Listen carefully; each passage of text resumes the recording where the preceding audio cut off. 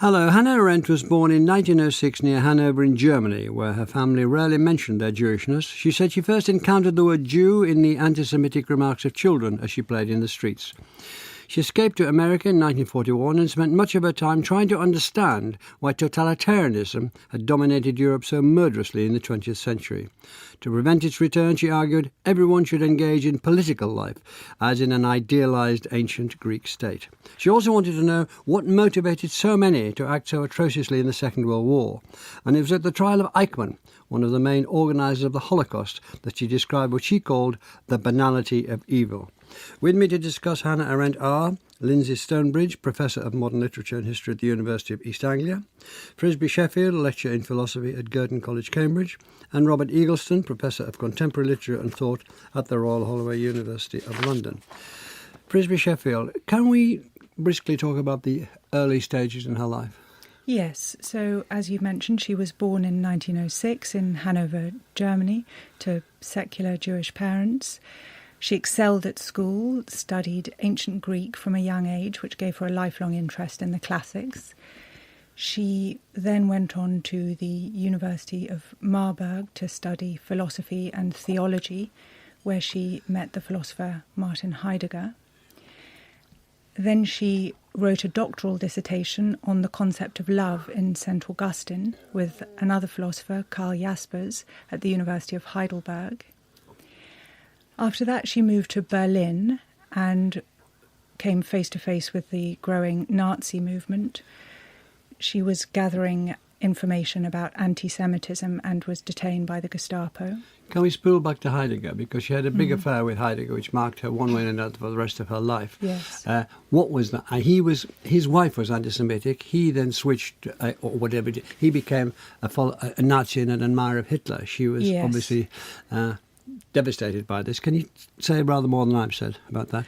Yes, well, she had a long-standing romantic attachment to Heidegger, and I think that's why she moved to do her doctoral dissertation to Heidelberg to work under the direction of Karl Jaspers, rather than staying at Marburg. And yes, there was a rupture in their relationship, of course, when he joined the Nazi Party and proclaimed support for their views when he was rector, I think, at the University of Freiburg. And she struggled to come to terms with that a lot, and you can see that as a theme in some of her writings, and I think we'll be talking about that in a bit more detail later. I'd rather keep talking about it now, and we'll see, because if we forget to talk about it later, it'll be a pity, won't it? Yes. What was the impact that he had on her? Can you briefly tell us in political, philosophical terms? You're looking around. We'll go on with the other thing. How easily can her work be classified? She's a philosopher, she's a classicist, she's a political commentator. How would you place her? Yes, I mean, there's a great range to her writings. I mean, if we think about where she started with the concept of love in St. Augustine, her work on totalitarianism, her most philosophical work, perhaps The Human Condition, and then her thinking through the faculties of the mind and the life of the mind. So she wrote on a great range of topics, although there is a consistent interest in politics and political themes throughout her works. But even there, she's rather hard to place. I mean, she resisted being called a political philosopher because of what she saw as an inherent hostility towards politics in most philosophers. So one might call her a political thinker or theorist. But even there, she's quite hard to pin down. She doesn't seem to fit into established categories of political thinking. She's not a liberal in any straightforward sense. Some people put her in the tradition of civic republicanism in its emphasis on democratic politics as a space to promote individual flourishing and happiness. Some people align her with the communitarian tradition, insofar as she thought that civic participation was very important, but she didn't aim at any shared conception of the common good. So she's very hard to categorise and pin down. Had she not had the rupture with Heidegger, do you think she'd have gone on to study in more detail, more existentialism, and become more part of that group? Yes, that's an interesting question. I think, the war and the events of the war had politicised her and got her very heavily involved in politics. And also her husband, Heinrich Blücher, a revolutionary socialist. This is after Heidegger? Yes, she met in Paris. She met him in Paris, and she said that he from him, she learnt how to think politically. So I think her work was moving more in that direction anyway.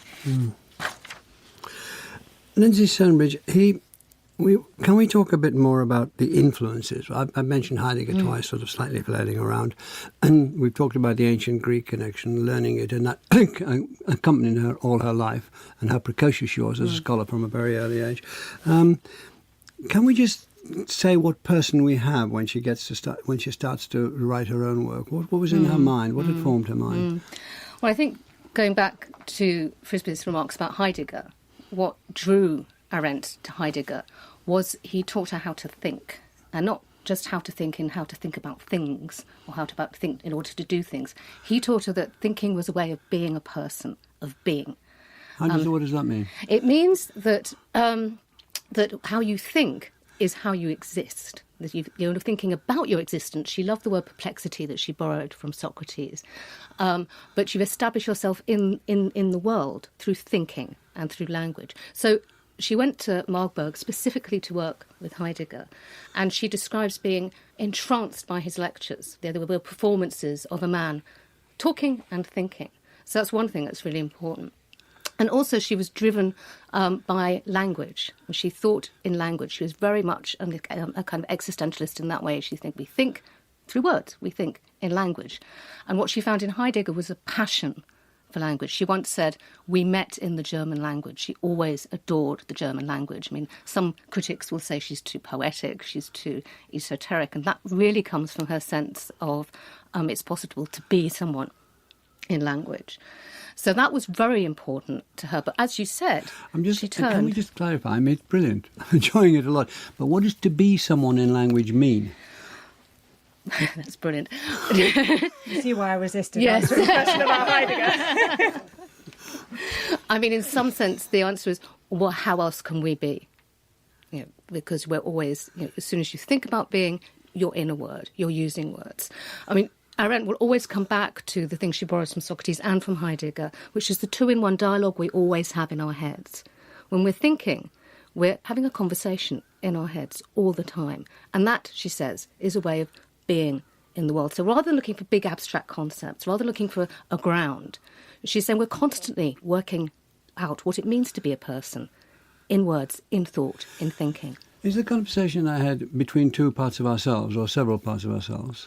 Well, usually she It's bound to be, really, when you come to think of it. Yeah. Isn't anybody else inside there, That's is there? right. Well, she really loves that great speech from the beginning of Richard III, that great soliloquy where Richard says, he's talking to himself, am I a villain to prove myself a villain?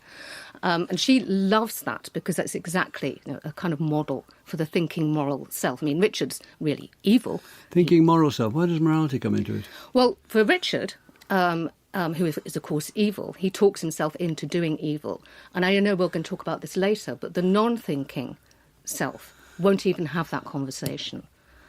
Won't even, she says, you have to, if you're having a dialogue with yourself, your actions in the world must reckon with the fact you're going to have to come home to yourself, to that voice inside your head.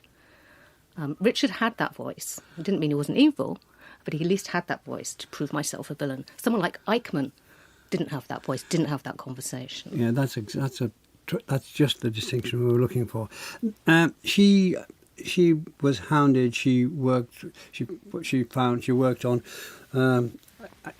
anti-Semitic literature. She did all the things that you would expect a brave, intelligent woman to do at that time, which she did all of them. The Gestapo got hold of her. She got away from them. She escaped to Czechoslovakia. She went to South France. She ended up in America. She ended up in America, and she was a refugee there, a stateless refugee. Can you just give us a little vignette of her in America at the beginning? Well, there's a lovely story. After she'd come through Europe, she was detained in a detention camp. She was one of the lucky who got an American visa.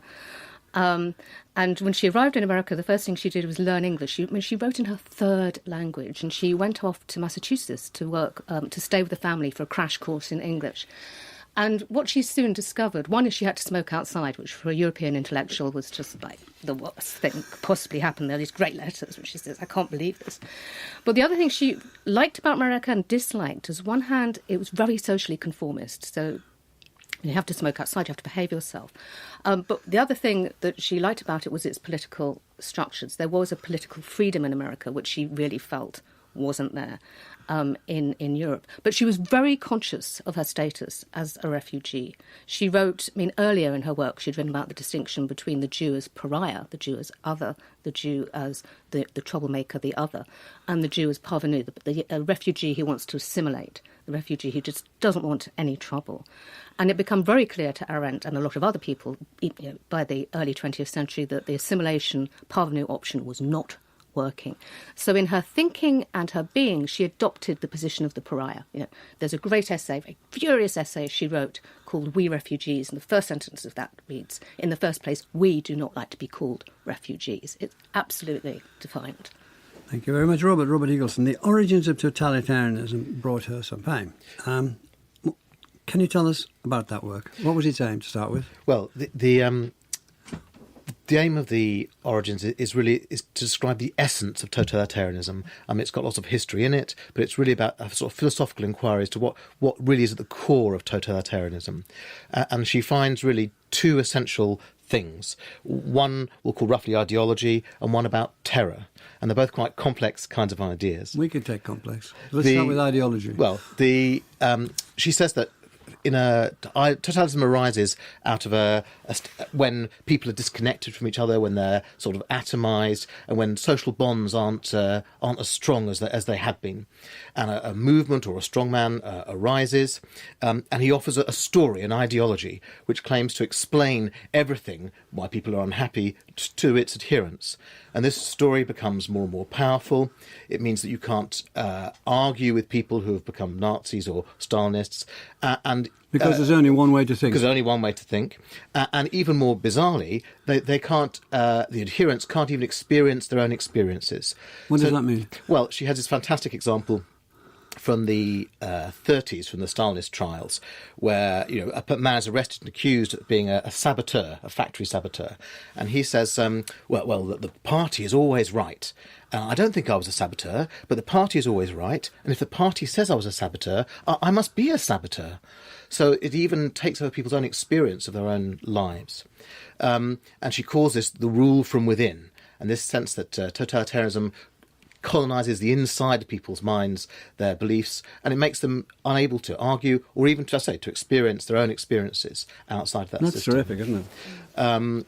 And the second thing... The ideology now. The terror about totalitarianism now, is terror. And again, this ties up with some things we were talking about Heidegger and Aristotle. So Aristotle... So emerging out of Aristotle and out of Heidegger is the idea that there are, in a sense, two bits to what it is to be a human being. Part of that is your sort of animal bit, the sort of meat that we all are, and part of that is your sort of social and political and legal life. When I talk to my students, I say that's your name. When you go to the doctor, you're a body, but here you're a name, you're a person. So these two bits of what it is to be a human being. And what totalitarian terror does is to split those two bits.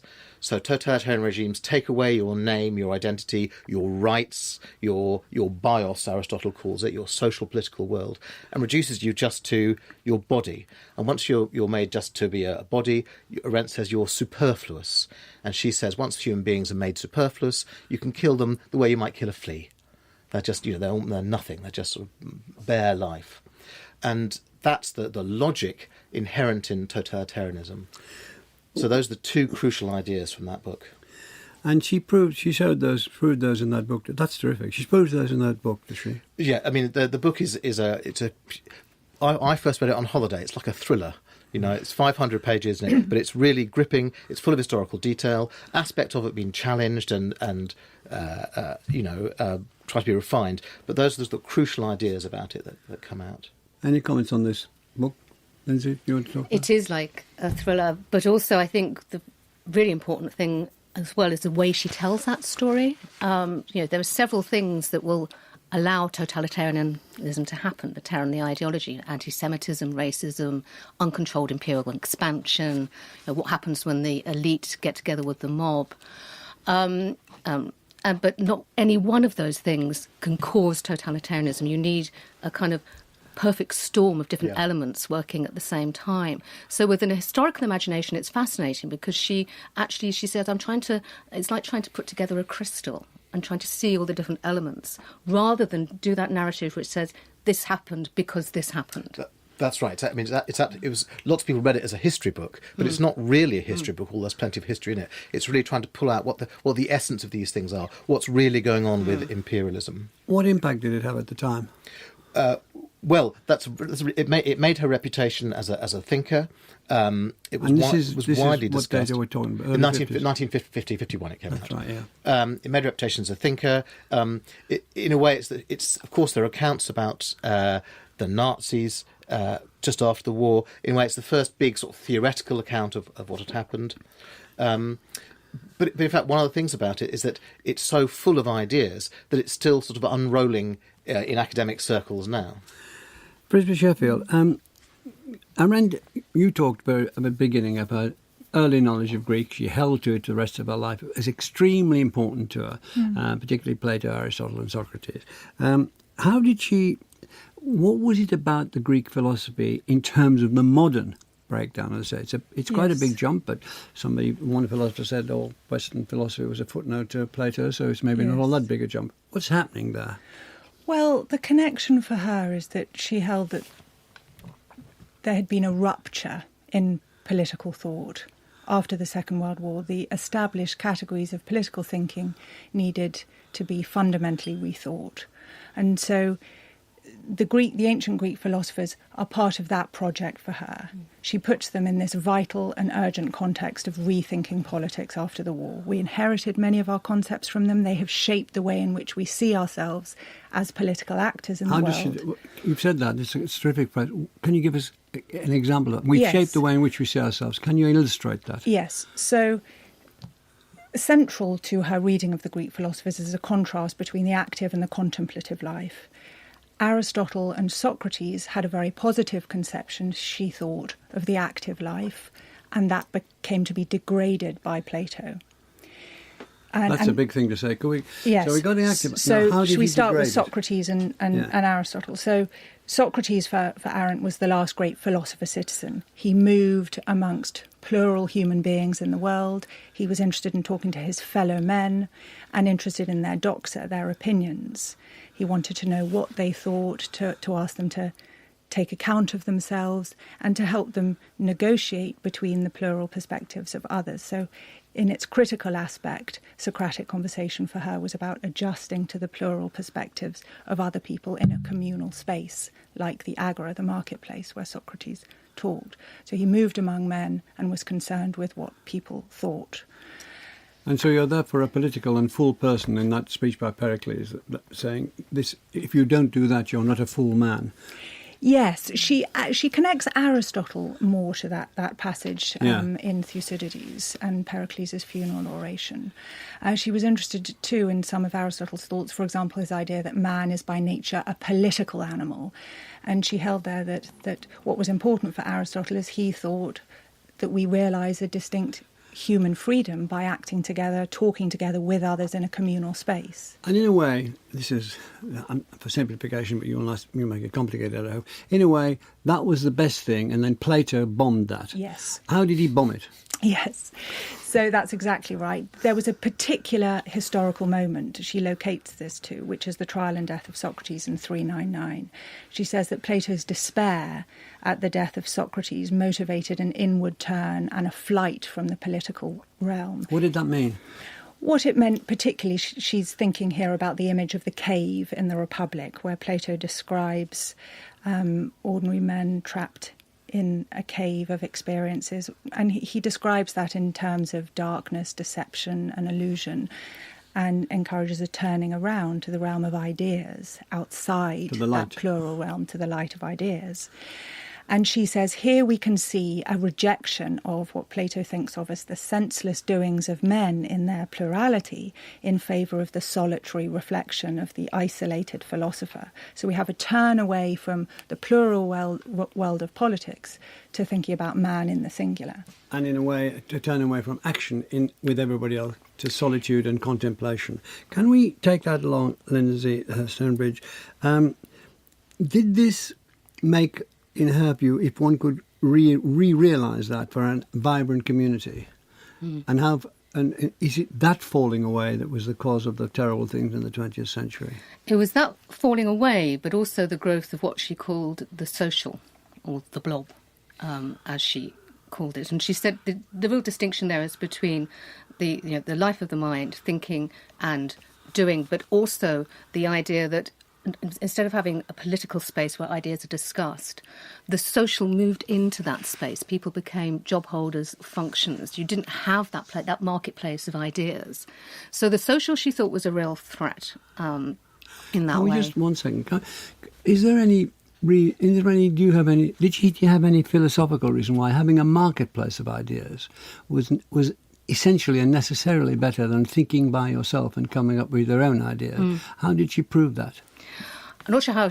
I wouldn't say she proved it. I thought what she wanted at the heart of any vibrant political community was the notion of consent and dissent. There had to be a conversation. There has to be something new. So when she's looking back to the Greeks, as Frisbee was saying, she's not trying... A lot of people say she was nostalgic for the Greek polis, and I don't think that's quite right. What she was nostalgic for was the marketplace of ideas, the idea that something else might happen, that something might change. That's what she was nostalgic for. So in The Human Condition, she borrows That's another book, The Human Condition. Yes, yeah. She borrows the concept, it's from Herodotus, of isonomia. And that's basically the principle of equal liberty. She says any vibrant community needs, which is the point at which you just say, that's not fair. Why can my child have an education and not yours? Why can I travel freely and you can't? And there are these moments of that's not fair. And so you need a vibrant political community that can change.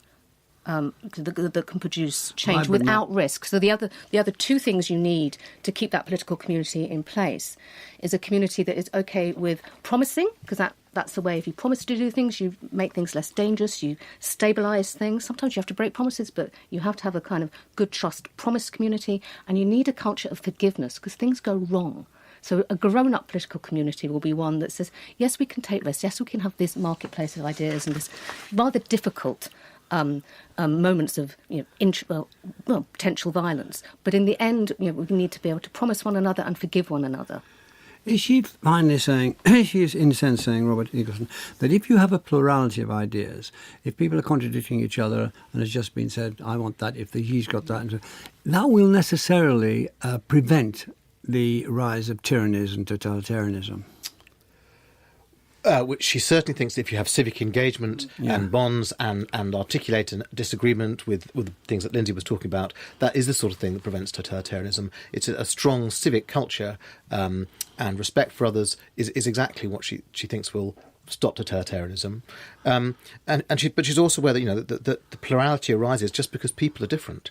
And she's very aware that people are different. And her critique of Plato is that Plato thinks that he's like the lone philosopher contemplating by himself. But in fact, we should be thinking about ourselves together, all different. So philosophy should begin not with the I think, therefore I am, or the lone philosopher, but with the us, with the we, thinking and arguing and talking together and recognising our differences. And once we lose that, which Plato did, we're on the path to losing all individuality. That's exactly right. I'm coming quite quickly, zipping from totalitarianism in the Human Condition to the Eichmann trial in Jerusalem, which she was there in 1961-62.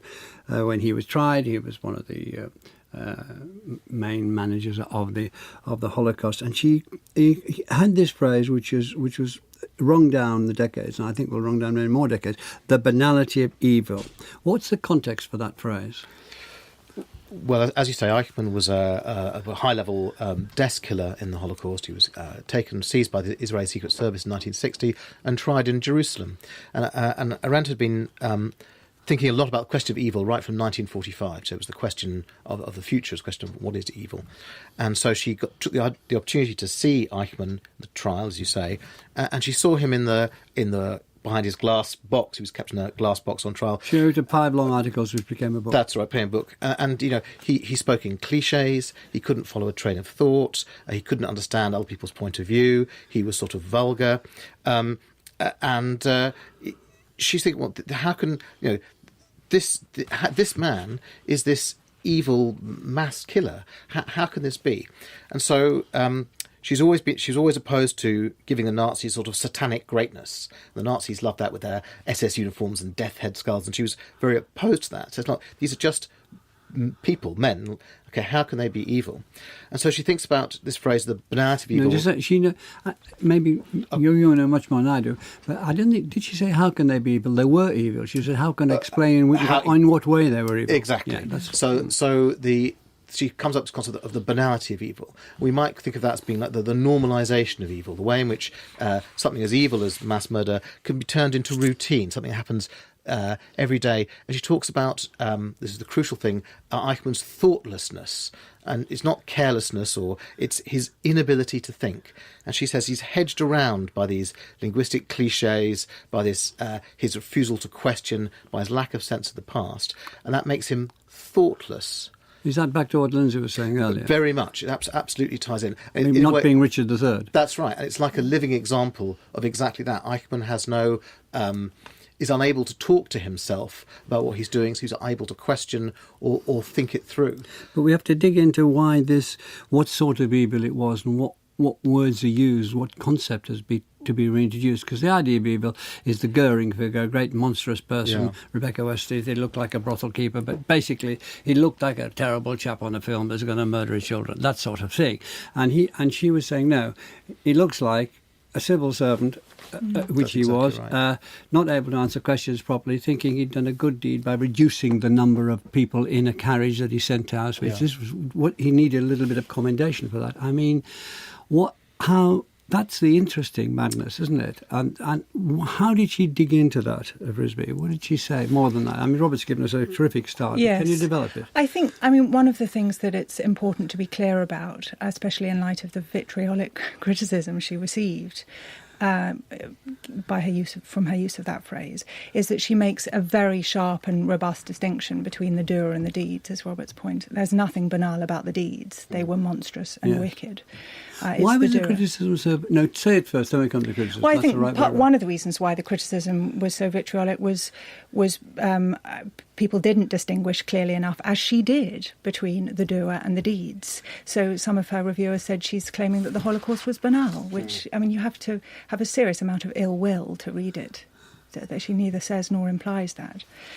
And also she did mean something quite specific by banality. She didn't mean commonplace. She was responding once to a reviewer who said that she was claiming that there was a little Eichmann in everybody. She denied that and said, no, I do not mean by banal commonplace. She meant specifically, as Robert's already suggested, that it wasn't rooted in some evil motivation, some satanic greatness. It was an absence. In a sense, she can be seen as part of a Platonic tradition of thinking about evil as a privation, as an absence of goodness. It was entirely negative phenomenon for her, a thoughtlessness. Lindsay, coming back again to what you said a couple of answers ago, how important was it to her that Eichmann was thoughtless, that he did not think, could not think, would not think? What was that word? Why was that so important to her, and linking it with banality? Yeah. I mean, I think it goes back to that two-in-one conversation, but the other term I think would be helpful to have in the conversation is he was a bureaucrat.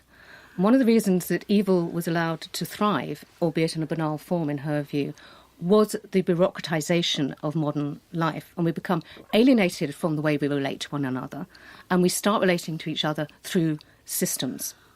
And so one of the first things she did when she was a refugee in the States is write 2 very good essays on Franz Kafka, and it's that world that she said Kafka could already see when people have been reduced to job holders, to identities, to names, allows you to function without having that two-in-one conversation. And it's not quite, he's an idiot, he's just obeying orders. She's not saying that at all. She's saying there's a context for radical thoughtlessness, and that context is everything to do with how we organise our social life together. She uses an analogy which suggests it becomes deep in. She says it's like a fungus. In other words, it is a growth, isn't it? It's something that gets inside you like a malaria cell and won't be stopped. Yeah. And she uses that advisedly. She obviously. does. Yeah. I mean, it's actually you mentioned. So you are turned into something else. You look like you're a bureaucrat sitting at your desk, but there's this fungus inside you that's taken over your brain. Yeah, and it spreads. Actually, Rebecca West, who you mentioned earlier, also talked about a yeasty darkness in that period, and this idea of yeast and fungus because they don't have roots. This isn't deep evil. This isn't Richard III. This is, this is evil without roots. It's on the surface. It's sticky. It gets everywhere. You can't get rid of it. Have we nailed it yet? Well, Robert, was there anything? Why did she? We've talked about the criticism. Did she do her case any good the way she presented it at the time? Because she came in for a great hammering, and she was making a very fine point, I think. Absolutely not. It was terribly controversial. The book was controversial. This idea of the banality of evil, which at surface looks as if it's downplaying what had happened, came to a great deal of criticism. And she spent a lot of her time in the 60s after that book trying to explain what she meant. She talks about, as Lindsay says, that the two in one. She talks about evil as a fungus, but she's trying to articulate a new sense of evil. I mean, with totalitarianism and with the Holocaust, she says a new sort of evil has emerged in the world, and she's the first person to try and analyse it exactly as a fungus that isn't deep, that isn't rooted, that comes out of a sort of atomised society. She says that our society is like a desert, and totalitarianism is like a sandstorm that's whipped up in that desert. Can we move to the human condition? Is that a continuation in some way? Yes, it's related to her concerns in The Origins of Totalitarianism, because she held that political thought had been ruptured, and the human condition is where she takes on the task of rethinking our established categories of political thought. And she goes back to the Greeks. She goes back to the Greeks, indeed. So she, one of the central strands of that work is trying to clarify the active life, which, as we've said earlier, was dethroned at this particular historical moment for her by Plato. So she tries to analyse the three fundamental activities of the active life in the human condition, and to think about how they've been conceived differently in different periods. So those three fundamental activities in the human condition are labour, work, and action. And she assesses each of those activities in terms of the contribution they make to human self-realisation and freedom, and how they're able to meet certain conditions of our human life. For example, the fact that we're mortal, the fact that we live on the earth and inhabit the world, and the fact that we live amongst plural beings in the world. Robert? One example of it is she talks in the very famous Action chapter about natality. So Heidegger... Natality, yes. Yeah, Heidegger's thought says that philosophy begins in our being towards death, our awareness that we're going to die, and that makes us think about ourselves. And she, as it were, takes that idea but turns it the other way around. And she says it begins precisely in our birth, both our first birth when we're born, but also when we're born into society. She says it's a second birth. So natality is being born into society, where we take our role in the marketplace, where we're able to discuss things and sort of talk about ourselves and talk and argue with people. And so that's an example of how she takes a Heideggerian concept and turns it around to talk about action that Frisbee was talking about. It is a curiosity about life that although she was a great distance from him and ruptured him, she was prepared to defend him intellectually later, or some of his ideas anyway. But let's stay with her. Lindsay, how does she try to say, look, we are where we are now. Not everything. A massive society has been destroyed by these two great totalitarianisms and these two wars. If we go back to the Greek, we can maybe just about hold it 2.5 millennia across time and reset it for now. How does she go about that?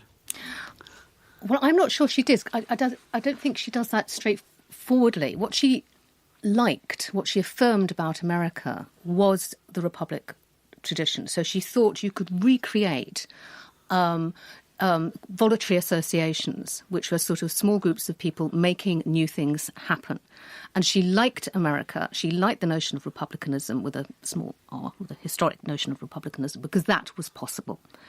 But she also understood that it was under threat. I mean, there can be no going back to the Greek idea of the polis. Not in 1960s. It would look like Star Trek. You'd have people on the deck having these great philosophical discussions while they visited people in time and space who were doing all the work. I mean, that's the only way you could have the Greek polis in the 1960s. But what you could have, and she did see this as under threat all the time, and she wrote very persuasively about Nixon and Watergate and lying in politics, is what constantly needed protecting was the idea of there should be places where dissent and creation of the new are possible. So I was rereading her essay on civil disobedience, American civil disobedience, this week, which is fascinating. She says, disobedience isn't just breaking the law. Sometimes you need civil disobedience to make the law be the thing it can be. So it's a kind of way of restoring the republic, acknowledging the republic's in crisis, but that will take smaller groups of active citizens. So she was very supportive of the student movement in the 1960s. She didn't like it when they got involved in big ideologies. She didn't really like the violence. But the idea that you could form, she said, all societies are based on the notion of consent. So even when you're consenting, there's a possibility of dissent. That's your responsibility. So that's where she saw possibility. And she really did think that the American model held out the opportunity for something greater than it already was. And she was very, very protective of it as well. Was there a sense that now and then, Robert, she put her foot in it and was rather careless of the consequences? Yes, she was often... I mean, that's an understatement, isn't it? Yeah. For you to say and me to suggest... Yeah, she was often tactless. She often made mistakes. There's a very famous case about integration, an article, essay on Little Rock, where she is on the wrong side of history. But I think these come out of her, from her deep engagement in her thought and in civic society. And these often made her very unpopular. And it's also true that she became seen as a great sort of cold warrior as well, because she was so opposed to totalitarianism. And that also put her on certain sides of debates that she might not naturally have been on. Yes, going back to the tactlessness, I would also like to say, she wrote very beautifully. You read Hannah Arendt and these difficult ideas, but you come away with clarity. But she also writes ironically, and that 2-in-1 we've been talking about, having two voices in your head. The kind of way you write that is through irony. Irony has always got two voices in it. You're doubling. And when she wrote Eichmann in Jerusalem, she wrote it in the ironic mode. This did not go down very well with the Jewish community. This is the first time some survivors got to speak of their trauma. It was an extraordinary emotional outpouring of grief, in Susan Sontag's words. And to miss this and to be ironic was seen as deeply wounding. So it was that kind of... She thought it got in the way of the argument. She did. But also she really thought that the testimonial culture was getting away. The thing that we really need to do is, how do you invent a new law that can cope with crimes against humanity? And if we distract ourselves from that, these crimes are going to keep on happening. And I think she was quite right to do that, but to dismiss everything else was going on was a tactical error. She won't be the first woman academic who thought she was being ironic and people just thought she was being offensive. But not very ironic about that. I'm sure. Look, 25 times more than I did, but it seemed to me to say there's a trial going on. It's about as far as I am concerned, Hannah, it's about an idea. Mm-hmm. Let's talk about personal experiences at another time. I want to stick with the idea. Right. Wasn't that what she was saying? That's exactly. I don't think it was ironic. I think she was commenting on what was going on. No. And she may have been completely wrong then. A lot of people thought she was totally wrong then, that the survivor, the tales of the stories of the survivors were more important than anything else. Yeah, no, you're absolutely right. And she was up to something else, though. She was, yeah. You're absolutely right. Brisby, in the human condition, is she thinking that change is possible? Yes, it's quite optimistic. And she thought of calling the book Amor Mundi, Love of the World. And I think that brings out this sense that she was rethroning the political space in contrast to the rejection of it that she saw in the Platonic and Christian tradition after him. And I think it's the principle of natality here that is the principle of optimism in the work. And she describes that once with a quote from Augustine, that a beginning be made, man was created. The principle of initiative, the possibility of starting something new as long as we preserve those public spaces in which that can happen. That is one of the strands of optimism in the work. Did you fear that totalitarianism might recur? Yeah, absolutely she did. In Origin of Totalitarianism, she talks about how, although Nazism had been defeated, and by the time the third edition came out, Stalinism had gone, that all the conditions were continually moving around, continually about, and we should be constantly sort of aware of the dangers of totalitarianism, particularly when she says whenever human beings are made superfluous. So whenever, our identities and so on are taken away from us, that's a really warning sign that... Identity is taken away from us. You treat it as numbers rather than individuals. Exactly, yes. Having our social and cultural and legal lives separated from our... And being a stateless person. I think it's very important. She talked about elements of totalitarianism, and she said that, elements of totalitarianism linger in the political culture. So the idea of organised lying, she was very concerned about the Pentagon Papers and Watergate. And so you can't just think totalitarianism as this big dark cloud that descends on other histories and other places. It's always there, potentially elements of it are always there. She's had a rollercoaster reputation. What is it today? But it doesn't seem to really take us for this question. It's quite simple. We haven't got much time. It's very hard. I mean, she writes very beautifully, but she is quite hard to read. It's as Frisbee said, it's not quite clear if she's a philosopher or a political scientist, she described herself as a storyteller. She's quite popular in the States. She's less popular in the UK. I mean, it's quite an engagement. But UK's intrusion about neutral analytical philosophy, she doesn't fit into that at all. No, she really doesn't. So they won't regard her as a philosopher from scratch, will and they? she's quite rude about them too in The Life of the Mind. Oh, I see. I think she's British philosophy thinks she's a journalist. But I think at the moment she's having a renaissance. Origins of Totalitarianism is selling very well. A lot of us are teaching Arendt in our classrooms. The students are responding very well, and I think that's a new thing. It's too close to call, but she's, she's engaged. Thank you very Sorry about that, Robert. Thanks very much, Robert Eagleston, Frisbee Sheffield, Lindsay Stonebridge. Next week we were talking about John Clare, who, according to one of our guests, was, quote, the greatest labouring class poet that England has ever produced and is one of the great poets of the 19th century. So that next week. Thank you for listening. And the In Our Time podcast gets some extra time now with a few minutes of bonus material from Melvyn and his guests. What did we miss out? I think one of the things that that I'm very struck with her, she's very keen on making distinctions between things. So there's the labour, work and action, and those are quite interesting, but also a bit unstable sometimes. So labour is just sort of feeding ourselves and doing the washing up. Work is more important. Work is where we create and build something, and she says that people who write laws are sort of work, and work lives on. Poets do work, that lives on, whereas action, which is really important when we do things together, is somehow very effervescent. We do something together and it's sort of gone. We don't know what's going to happen to our action. Yes. And indeed, she talks about on Revolution, she talks about the lost treasure of the American Revolution, which is that sense of people doing something together, which is a wonderful feeling, and then it sort of evaporates. So action, although it's really important for her, doesn't have a legacy in a strange way.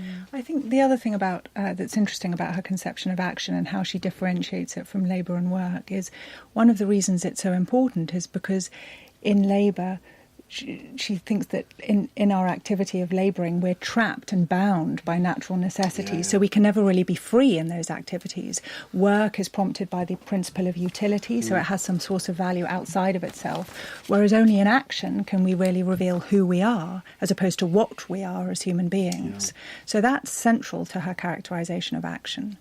And I also think that the storytelling thing, that who and the what, is a really interesting thing. Yeah. So storytelling, reveals who we are, but it's always through a what. It's always through the telling of a story. She always says, I'm a storyteller, which is a way of getting out of difficult questions about, what is your discipline exactly and how do you do that? Well, there's a wonderful passage in The Human Condition where she talks about the great storybook of mankind. So there's a sense that even though we're all authors of our own stories, we don't know what's going to happen to the meaning of those stories. You disclose something, you don't know what's going to happen in the future or how it relates to the past. So it's that network or web of storytelling that she wants to affirm, and also the chanciness of that you don't quite know where you are. And that's how plurality seems to be so intimately connected to action, because we need the presence of others to acknowledge our fine deeds and living words and to tell our stories as Homer. Hercules had his Homer. Exactly. But going back to that point of plurality, I just want to track back a little bit to her experience of being a refugee and origins of totalitarianism, because she made a very important point there, which was born out of being a refugee, being on the refugee rat runs, being in camps, that what the stateless people, as she called them, of the late 1930s revealed to her was that 18th century Enlightenment idea of the rights of man had gone. Had completely gone. And what it revealed to her is the only rights that will protect you are the rights of the nation state, political rights, the rights that you're given. Once you don't have a state, you're rightless. And she said, not long after, I think this was 1944, the world found nothing sacred in the abstract nakedness of being human. People, once you were just human, you had no rights, you were bare life. And I think we're still coming to terms with what that means. I mean, she said, yes, we need a new legal system. But she also said the only people who give each other rights are other people. We give rights and we take them away. And that's why you need plurality. Rights can't be given through big abstract laws. The idea of natural rights and my rights, they're not. They're made. That's right. She says in Origins of Totalitarianism, she said, ironically and reluctantly, I've come round to Burke's thinking that the only thing that protects you and rights are really gives you rights are a national culture. But that means that we need to rethink rights. So she actually thought the natural rights tradition was basically dissolving in the mud of the camps. It was gone. It was dead. And we're still coming to terms with that. I think her critique of rights is so important. But we hear the word rights all over the place now, and there's always a little bell at the back of your head saying, hold on, by what do you claim these rights? It's all over the place. I have the right, you're taking away my right out. It starts at the age of 5, it seems to me. Yes. It intensifies. Well, that's what she thought was wrong with the social. If everyone's just saying my rights, you've got no kind of conversation or legislation. The word responsibility already pops up. Yeah, exactly. Yeah, I mean, and responsibility is a big word for Arendt. And she's also very. I mean, this thing about the social also has its mirror in the political. So for her, politics isn't just about administering things and sorting out the economy. Politics is a sort of vocation that we all should be involved in, which is a sort of important thing in itself. It's what it is to be a human being. So when you have a meeting, of course the meeting has to decide to do various things, but part of the point of the meeting is just the meeting, where you encounter others and talk about things, and that's a really important bit of her thought. Like this. Yeah. Yeah. Well, thank you all very much. You look like you deserve a cup of tea. Would you like tea or coffee? Please. And for more podcasts on arts and ideas from the BBC, follow the link on our website to the best of BBC Radio 3's Free Thinking programme.